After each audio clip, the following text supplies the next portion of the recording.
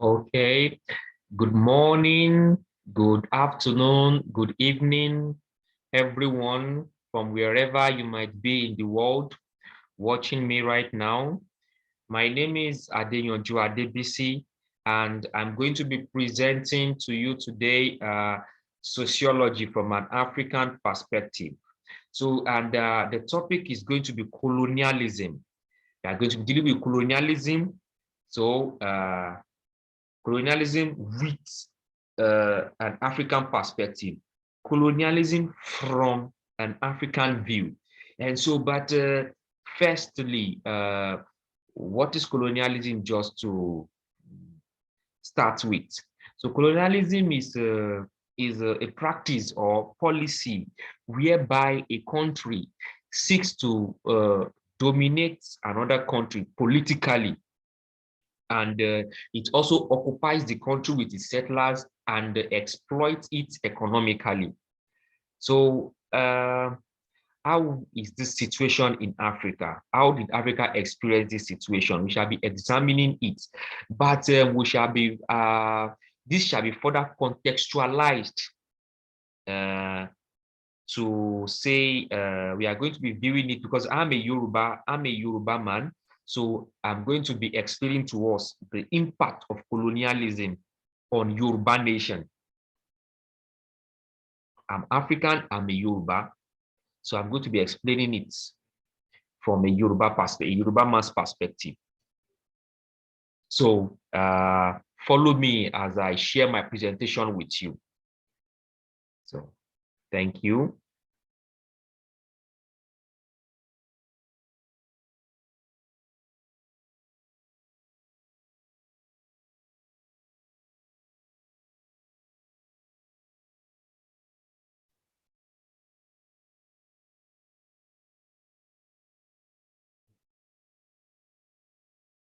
Okay, so it's up now. And as you can see from the topic, like I said, it is impacts of colonialism on the Yoruba nation and its political system.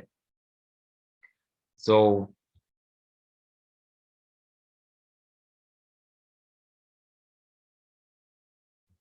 so here we see two maps here.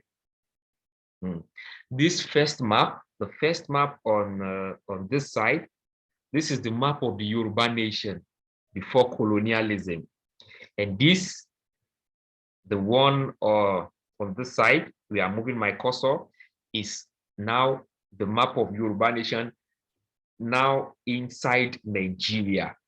But we see that this map right here, the upper part of it is the Yoruba nation that's inside Nigeria, and the lower part of it consists of the Yoruba nation, the Yoruba people in Benin Republic, in Togo, and in Ghana.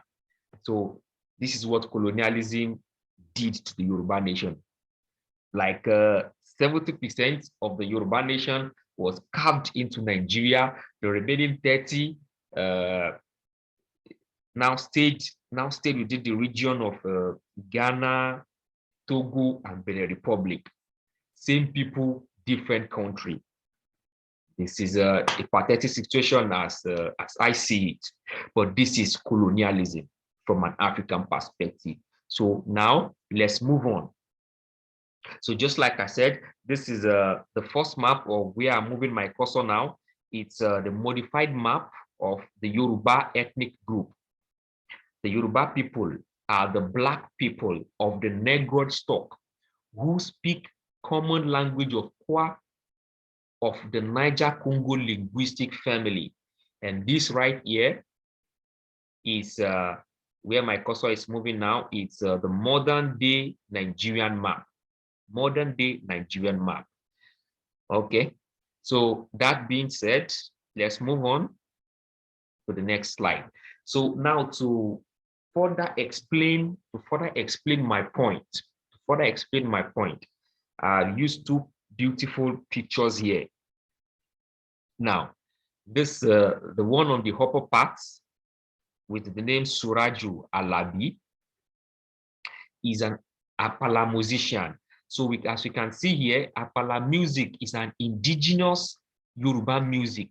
Suraju is a Yoruba national of the Republic of Benin, singing Apala. You can see Musiliu, the one on the lower parts of this particular slide, Musiliu Arona Ishola is a Yoruba national of the Federal Republic of Nigeria singing Apala. Because Apala is what is the song that is only known to be sung by the Yoruba people. But the first man here is from Benin Republic. The man below is from Nigeria, but they are the same people. They are all members of the Yoruba nation. But now, because of colonialism, they belong to citizens of different countries. But the borders are still together.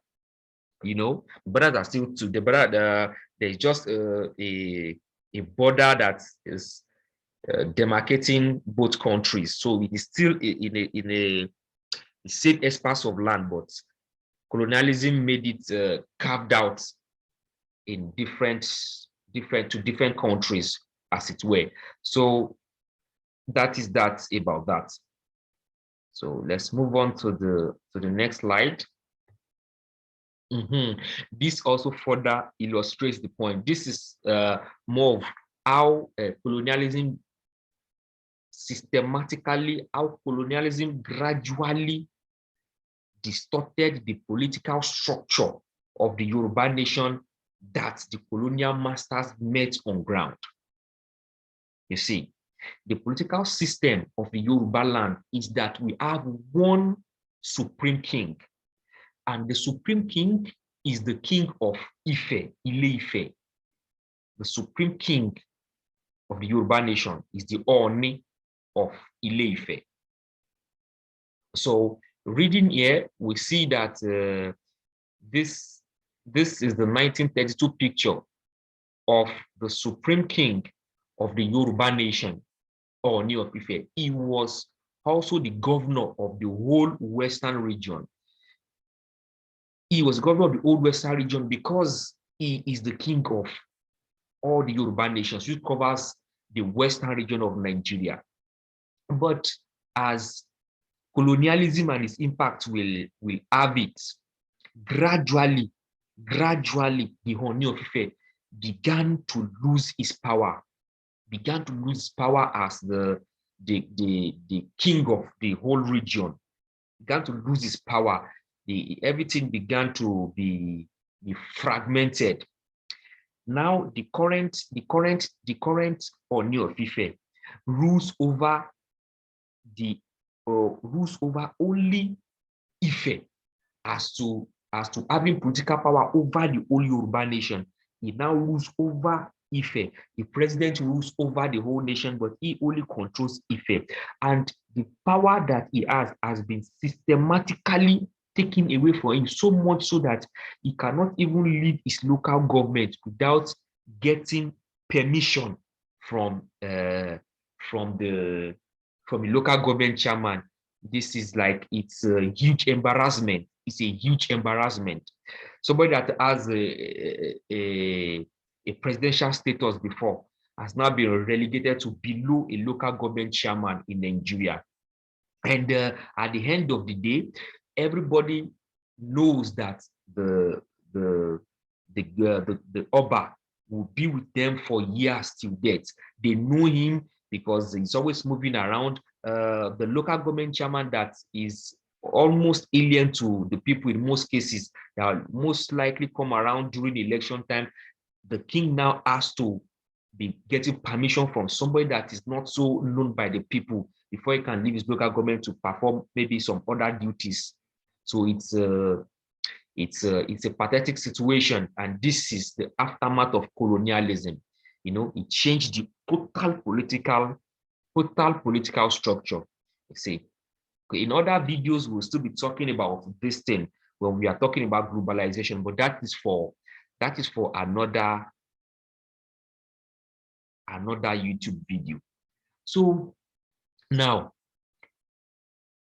we've seen what happened before colonialism, what colonialism did. So now there is an attempt right now, that is the stage most African countries have. There is an attempt to fight back the effects of colonialism. There is an attempt to fight back the effects of colonialism because they are the structure that the colonial masters made on ground. They are trying to move back to that structure. So let's examine their attempt. Let's see how it goes, because this is like structural functionalism, because whatever you do, there is an effect to make sure things balance up. There is a chaos that is currently happening. So people are trying to find a way to balance up, to reduce the effect of the problem that is happening in Nigeria. So people are trying to form a nation of their own, a Yoruba nation. So let's quickly examine it.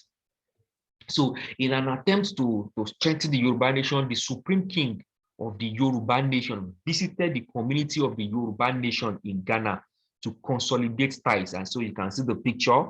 This is the where my cursor is moving now, is on the Oni of Ife, and this one is the Yoruba king of Ghana. So one of the Yoruba kings in the Yoruba kingdom of Ghana. So just an attempt to unify the Yoruba nation. So let's move to the next slide.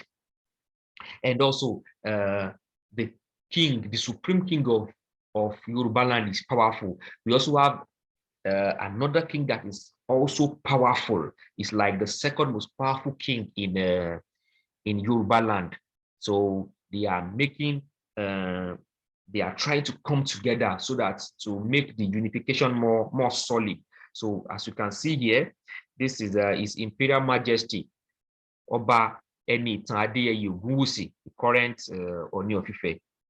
As you can see, my cursor is moving around his head now.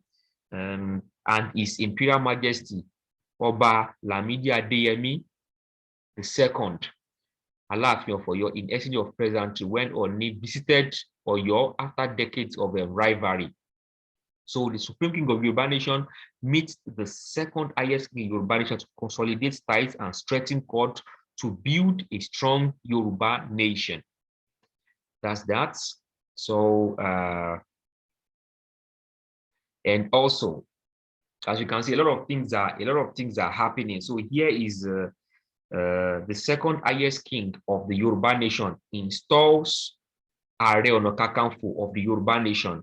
Are Ona Kakanfo, by the way, is the Generalismo, the Field Marshal, and the Commander-in-Chief of the Yoruba Army, a post that have been vacant for years. So we can see the way these things are playing out. There is a new movement trying to make sure the Yoruba nation is solidified so that they can come together as one, as it used to be before the colonial masters came. This is a counter effect to colonialism. Counter effect to colonialism. So, moving on. This is another thing we must also examine. What we see here, we see three pictures here. The topmost picture here is the inauguration of Amotekun. Amotekun is the armed force of the Yoruba nation, Ogun State chapter, with the Super Marshal, Nobel laureate Professor Wole Soyinka in the middle, Governor Dapo Abiodun, right, and the chief of Yoruba Nation Armed Force left. So this is also showing that they are consolidating, trying to form their own nation. The people are trying to form their own nation so that there can be stability as a nation. And these are the picture in the middle is some members of the armed force of the Yoruba nation, and the picture on the lowest part of it are some security vehicles. So So in conclusion, the clamor for the emancipation for the Yoruba nation has greatly heightened in recent times because of the negative effects of the political structure that the former colonial masters imposed on the Yoruba nation. It is intriguing to study these trends to see if this emancipation will lead to the freedom and unification of Yoruba nation. So thank you very much for staying with me all through this video. I greatly appreciate. So subscribe to the channel, please. Like it, share, and comment. I greatly appreciate you. Thanks for giving me this time. I remain your humble boy, Adeyanju Adebisi. Thank you very much. So let me stop sharing the presentation.